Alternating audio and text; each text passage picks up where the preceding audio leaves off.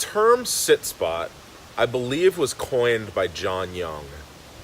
Since then, it's been reimagined, rethought, repracticed, repurposed over and over and over again. But I want to talk to you about the sit spot as it was taught to me, as I practice it, as I teach it.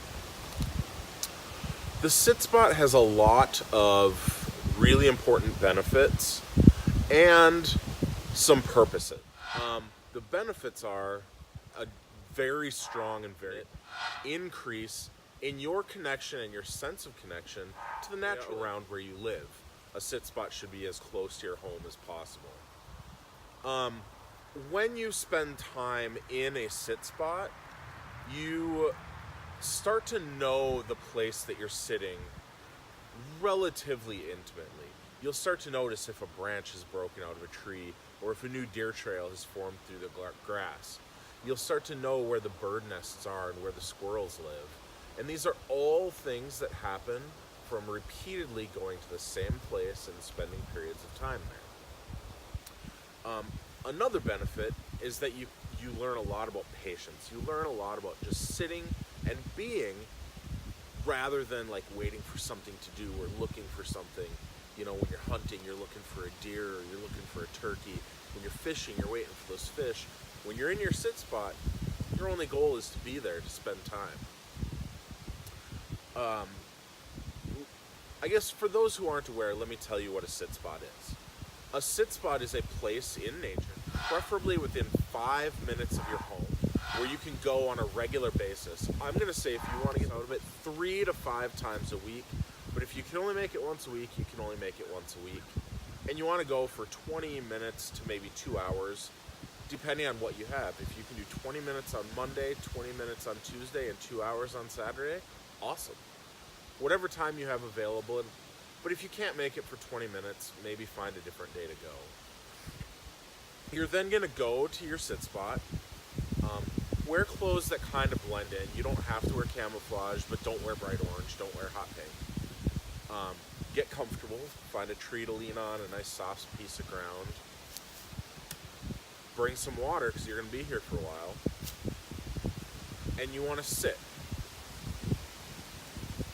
And you're going to kind of take in nature. You're going to notice, here's a maple tree. You know, here's a maple tree, some maples. There's another maple.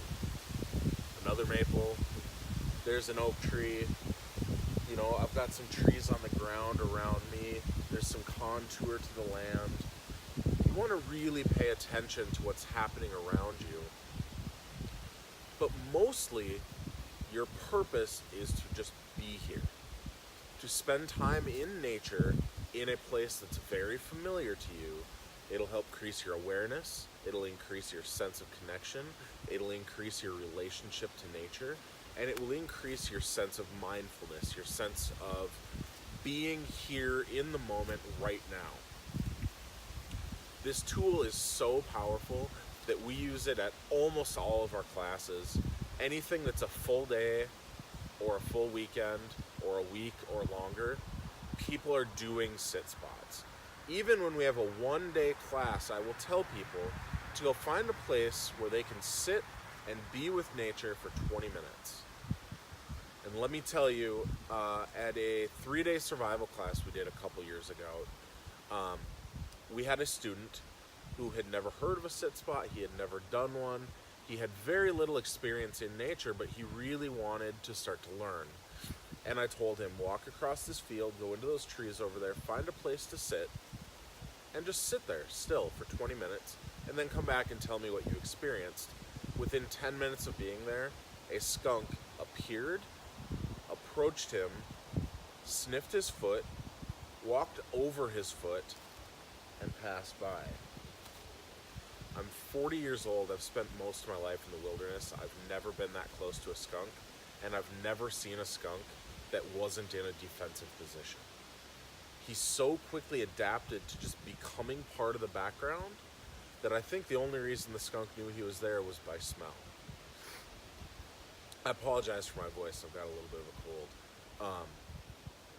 So when you're in your sit spot, you're becoming part of nature. you're relaxing. You don't need to be completely still, but you want to be in the flow of what's happening around you. There's a little bit of a wind. Your head can move with the wind. You can look around.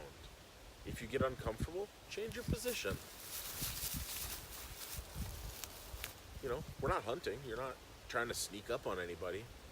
You're trying to become part of nature. You're trying to fade into the background so that you can start to learn the rhythms that happen around you. You can see how the birds interact with their families, what the deer do when no one's watching. You can see those skunks. I challenge each of you to find a sit spot. I know if you're in the north where we are, it's starting to get a little chilly out, but you can wear a vest, wear a hoodie, you know, wear your favorite wool hat. Find a place to go sit. I challenge you to do it at least once a week. Several times a week is even better. Go for at least 20 minutes. But if you can do it for an hour, that's even better. And just be there in nature. Experience what happens around you. See if you can spot any wildlife, if you can see how the plants change while you're sitting there. This is a great time of year for seeing change. And please, in the comments, let us know what you see. Let us know what you experience.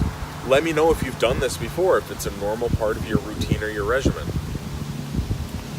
For me, the sit spot has had more of an impact on my ability to become a part of nature than anything else that I do.